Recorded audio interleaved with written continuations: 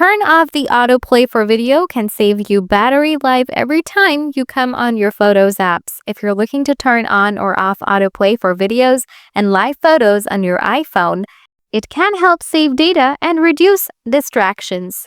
Here are the steps to manage these settings. Solution 1. Turn off autoplay videos in the Photos app.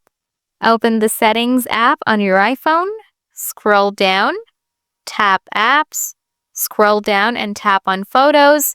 Find the Autoplay Motion section. Toggle off Autoplay Motion to stop videos from playing automatically when viewing your photos. Solution 2. Turn off live photos in the Camera app.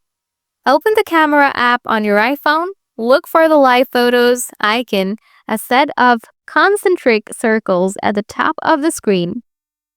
Tap the Live Photos icon to toggle it off when it's gray. Live Photos is disabled. By following these steps, you can easily turn on or off autoplay for videos and manage live photos on your iPhone as needed. Now, still have questions? Feel free to ask question in the comments. Thanks for watching.